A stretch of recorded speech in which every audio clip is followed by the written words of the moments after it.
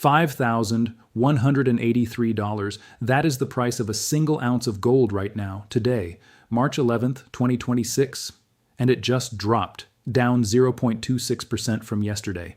And I know what you're thinking. You're thinking, that's barely anything. That's noise. That's a rounding error.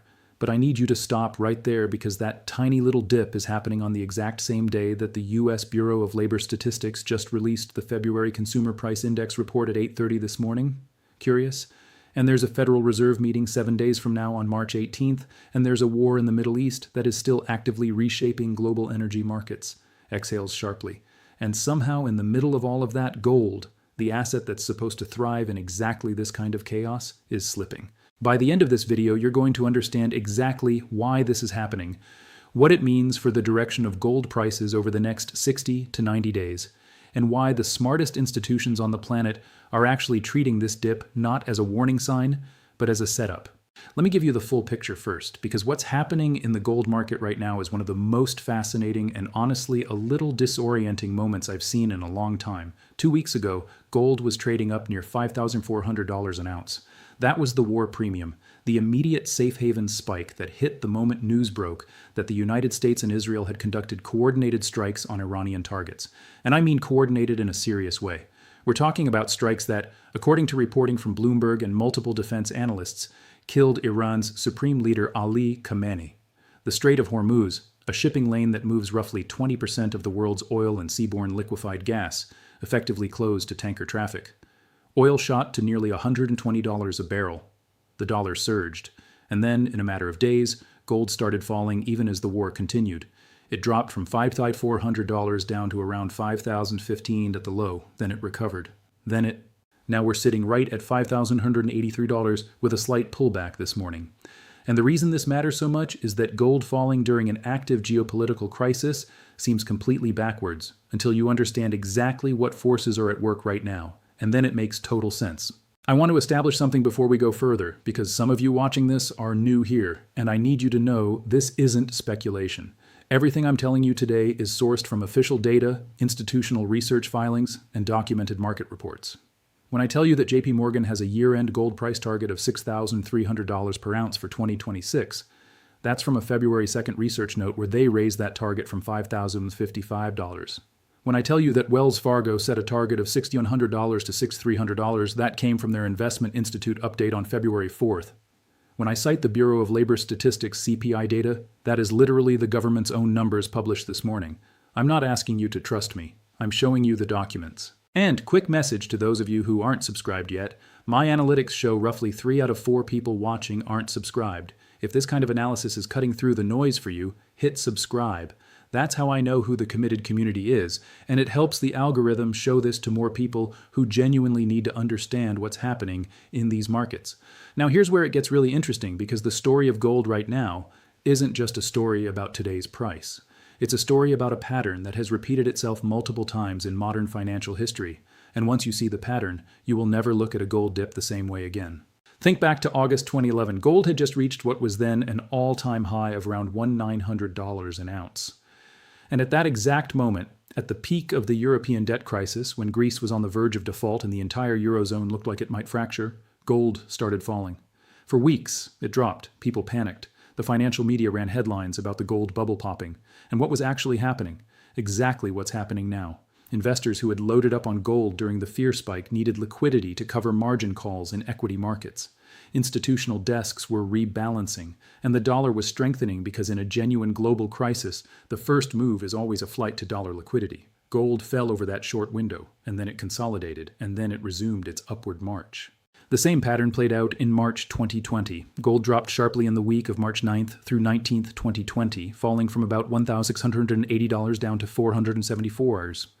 This was the same week global markets crashed due to COVID-19. Again, gold falling during a crisis. And again, same reason, institutional liquidation for margin, dollar surge. And again, what happened next? Gold went from that $1,174 low in March 2020 to a new all-time high of $2,075 by August of the same year, a 40% recovery in 5 months. And now look at what we have today. Gold went from $5,100 to $5,400 on the Iran war spike, then fell back to 5,015s as the dollar surged, and oil chaos created margin pressure across markets. And now it's consolidating at $5,183 with a mild 0.26% dip as the market holds its breath, waiting for the CPI number and the Fed meeting. It's the same movie, different actors, same script. So let's break down exactly what happened over the past 2 weeks, step by step, because the details matter here. On February 28, 2026, coordinated U.S.-Israeli strikes on Iranian targets triggered what gold analysts are calling one of the most dramatic single-session safe haven rallies in modern history. Spot gold went from approximately $5,100 to over $5,300 in a matter of hours. In India, domestic gold prices jumped over 3,100 rupees per 10 grams in a single day. This wasn't just a Western market reaction, it was global. Then the dollar did something that it always does in moments of genuine geopolitical crisis. It surged. The US dollar index climbed to around 99.57, the highest since December 2025. And here's the mechanical relationship you need to understand. Gold is priced in dollars. When the dollar gets stronger, gold becomes more expensive for every other currency in the world. That reduces demand from Europe, Asia, the Middle East, everywhere. And on top of that, investors who had been long gold since before the war, remember, gold was already up roughly 22% year to date before any of this started, they had enormous paper profits sitting there, and some of them decided this war spike was the perfect moment to cash out. According to data compiled by Bloomberg and reported in their March 11th markets coverage, total gold ETF holdings fell by nearly 30 tons last week alone. That was the biggest weekly outflow in more than 2 years. Think about that for a second. In the middle of an active military conflict, some of the biggest institutional players in the gold ETF market were selling. That tells you something important about market structure. And it's not that gold is broken. It's that some of these holders bought at lower prices.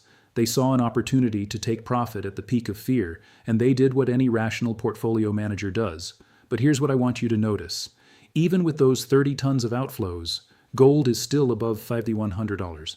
It didn't collapse. It held. That floor is telling you something about the underlying demand that's still there.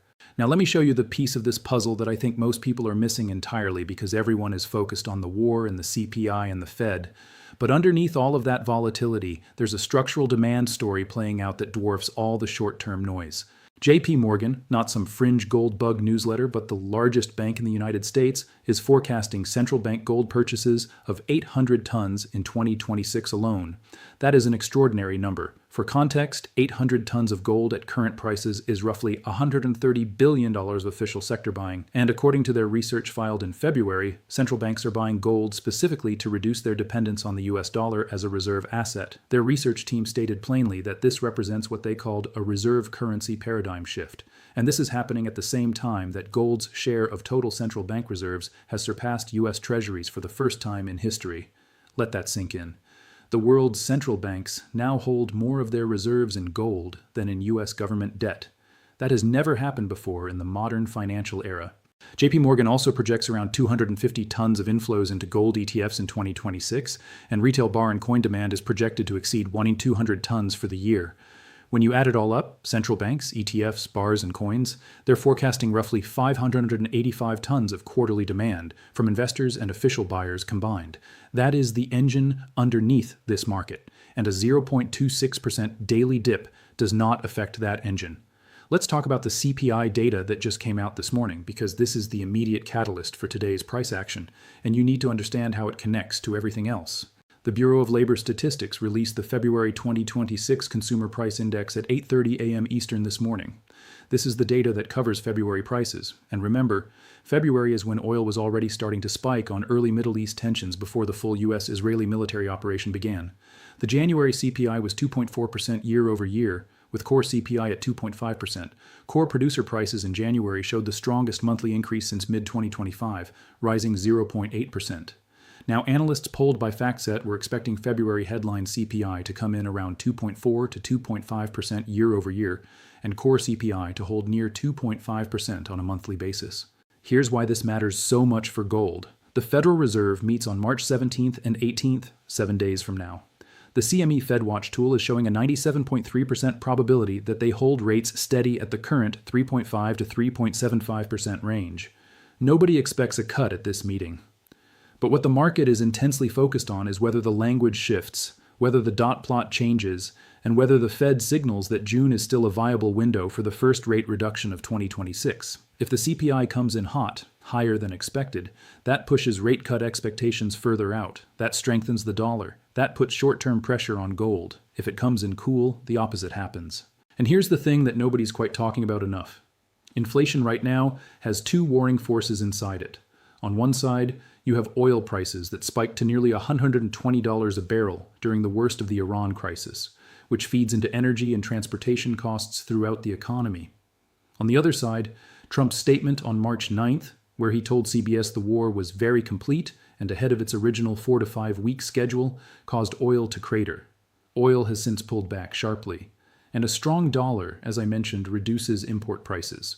So you have these disinflationary and inflationary forces essentially arm wrestling inside the February data. And the gold market this morning is sitting at 5,183, waiting to see who won. This is where I want to show you the disconnect that's been developing in this market because it's genuinely strange, and it matters. While paper gold, futures contracts, ETF shares, the numbers you see on a screen, has been gyrating wildly over the past 2 weeks, going from $5,100 to $5,400 and back to $5,015s, and now stabilizing near $5,183, the physical side of this market tells a completely different story. According to analysis from multiple precious metals dealers, physical gold premiums, the amount you pay above spot price for an actual coin or bar, have been elevated during this entire period. When fear spikes and people want physical gold in hand, not a promise on a screen, they pay more than spot. That's the premium. And those premiums don't lie, because they reflect actual supply and demand in the tangible market. You can't paper trade your way to a physical coin. Either there's metal available or there isn't.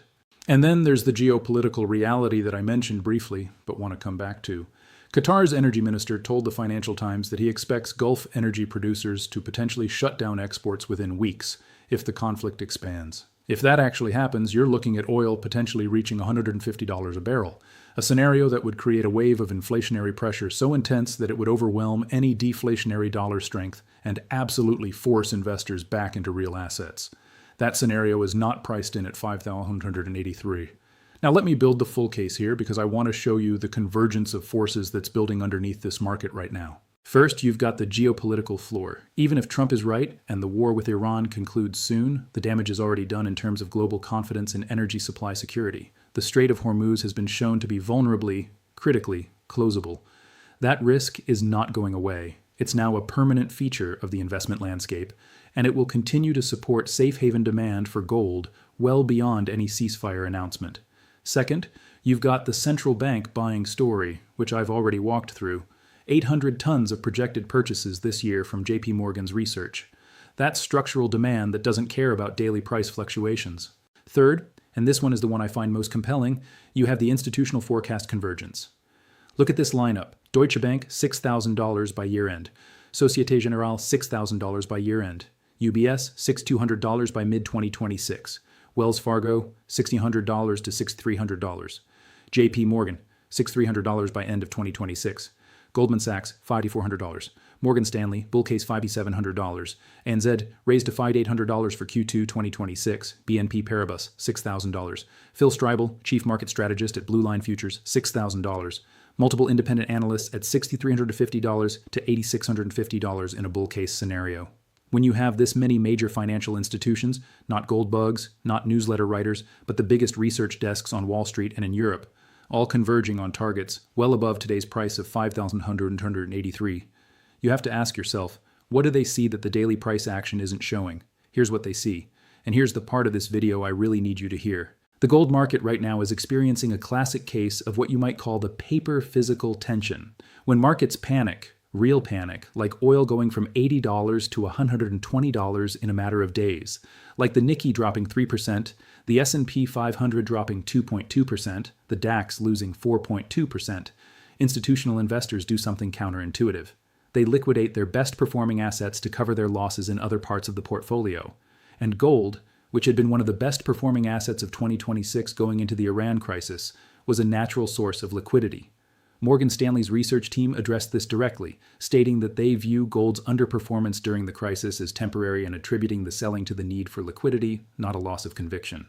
And here's the thing about that 30-ton ETF outflow I mentioned, the one Bloomberg called the largest weekly outflow in over 2 years. That happened while the war was actively escalating, and yet gold held above $5,000, the floor held, the $5,000 level, which was itself only crossed for the first time in history during this bull run, has so far acted as support even during institutional liquidation in the middle of a geopolitical crisis. That's a strong floor. Meanwhile, February payrolls, released last Friday, showed non-farm employment fell by 92,000 jobs. The unemployment rate rose to 4.4%. That is a meaningful softening in the labor market, and while it doesn't force a March cut from the Fed, almost nobody expects one, it shifts the debate, as an analyst from EBC Financial Group put it, away from higher for longer and toward how long can the Fed wait. A Fed that's increasingly pressured to cut rates because the labor market is weakening is, ultimately, a tailwind for gold, because lower real yields reduce the opportunity cost of holding gold versus interest-bearing assets. So let's make this personal, because at the end of the day, what any of you care about is what this means for you specifically. If you already hold physical gold, here's the reality. You're sitting on a significant gain even at today's $5,183 price, considering where gold started the year. The short-term volatility you've watched over the past 2 weeks, the spike to $5,400, the drop to $5,015, the recovery, that's the market processing a genuinely unprecedented geopolitical shock. The structural case for gold hasn't changed. The central banks are still buying. The Fed is still facing pressure to cut. The dollar-centric global reserve system is still being challenged at a fundamental level. Nothing about the 0.26% today changes any of that. If you're considering adding gold exposure, today's price action is exactly the setup that the patient investor waits for. You're buying after a pullback from a war spike in a market where the institutional consensus has targets ranging from $5,400 to $6,300 by year-end, ahead of a CPI report and Fed meeting that could be the catalysts for the next leg higher. That's not a bad entry context. But, and I want to be very clear about this, I'm not a financial advisor. Nothing in this video is financial advice. Do your own due diligence. Consult with a professional. The numbers I've shared are publicly documented, but how you apply them to your personal financial situation depends on factors I have no knowledge of. If you're thinking about gold ETFs specifically, be aware of the dynamic I described earlier. The big weekly outflow demonstrates that ETF holdings can and do move quickly when institutions need liquidity. Physical gold doesn't have that same counterparty risk, but it comes with storage and insurance considerations. Gold mining stocks offer leveraged exposure to gold prices, but carry company-specific risk on top of commodity risk. Each vehicle has its place depending on your goals and time horizon. What I'd suggest watching over the next 10 days is specific. Watch the CPI print that came out this morning and how the market initially reacts. If gold sells off on a hot number, that's a temporary data-driven reaction, not a structural shift. Watch the Fed statement on March 18th and specifically listen to Powell's press conference language around when rate cuts become appropriate. Watch the Middle East. Any re-escalation that affects the Strait of Hormuz is the most immediate upside catalyst. And watch the $5,000 level on gold. If we test it again and it holds, that's your confirmation that the floor is real. Now let me bring this full circle, because I want to come back to where we started and show you why this moment, this specific moment, is one that historical patterns tell us is significant. $5,183, down 0.26%, the day the February CPI report drops, 1 week before the Fed meeting, in the middle of a Middle East conflict that has already temporarily closed the Strait of Hormuz, with oil having gone from $80 to $120 and back down again, with payrolls negative, with the unemployment rate at 4.4%. This is the fog of war moment. This is the moment where confusion is at its maximum, where the data is pulling in multiple directions at once, where the paper market is gyrating while the physical market is quietly absorbing everything. And historically, when you look at 2011 and 2020, the two most recent cases where gold sold off during a genuine crisis and then resumed its trend, the people who identified the pattern, understood the forces at work, and maintained their conviction were rewarded. The people who saw the headlines screaming about volatility and made reactive decisions based on daily price movements were not. I want to be careful here. I'm not saying this is identical to those prior periods. Every market cycle is unique. The scale of institutional demand today is dramatically larger than in 2011. The geopolitical complexity is greater. The central bank buying dynamic, with official sector purchases now having exceeded 1,000 tons per year for 3 consecutive years according to the World Gold Council, is genuinely unprecedented in modern monetary history. So the structural underpinning today is arguably stronger than it was during those previous cycles. But the short-term behavior, The volatility, the counterintuitive moves, the confusion, that is absolutely familiar. And if the pattern holds, we are in the consolidation phase that precedes the next directional move. The numbers that I think you should have in your head going into the rest of this week are these. Gold is at $5,183 today. The institutional consensus year-end target from the 5 largest banks averages somewhere between $5,700 and $6,300. JP Morgan alone forecasts 800 tons of central bank buying this year at $130 billion worth of purchases at current prices. Gold ETF holdings fell 30 tons last week in the biggest outflow since 2024, and gold still held above $5,000. February payrolls shed 92,000 jobs, and unemployment is at 4.4%, putting Fed rate cut pressure on the table for June or July. The CPI report released this morning is the last major inflation data before the Fed's March 18th decision, and the Strait of Hormuz, carrying 20% of global oil, was functionally closed for a period during this conflict and could be again. Each of those data points individually would be significant. Together, they form the most complex macro environment for gold that I have tracked in a long time. And the fact that gold is sitting at over $5,000 in that environment, holding a level that nobody imagined possible even 18 months ago, that tells you something fundamental about where we are in this story. The people who didn't see 2008 coming weren't uninformed. The warning signs were in the data. The same was true of 2020. The same was true every time a major financial transition happened in history. The signs were there. The question is always whether you looked at them clearly or whether you let the noise and the day-to-day volatility obscure the signal. Today, the signal is gold is consolidating after a war spike, CPI data is being processed, the Fed is a week away, and the structural forces driving gold higher, central bank buying, dollar reserve system stress, institutional demand, have not changed. A negative 0.26% on March 11th is not the signal. The convergence of everything else is. Drop a comment and let me know. Do you think today's CPI number is going to be the catalyst that pushes gold back toward $5,400? Or are we setting up for a longer consolidation before the next leg? I read every single comment. Your perspective on this helps me understand what angles matter most to the people watching, and it shapes what I dig into next. And if you haven't watched the video I put out last week on what the Strait of Hormuz closure means for silver specifically, because silver has been even more volatile than gold through all of this, that one is linked right now. Silver hit $90.56 on March 3rd, then dropped all the way to $80.72 in one session, a 9.15% collapse in a single day. That story is its own deep dive, and it connects directly to everything we talked about today. This isn't financial advice. It never is, and it never should be coming from a YouTube video. But it is documented evidence, sourced data, and historical pattern recognition. What you do with it is entirely your decision. The information is out there. It always was. The question is who's paying attention? Subscribe if you haven't. Share this if it helped you understand what's actually going on today. And I'll see you in the next one.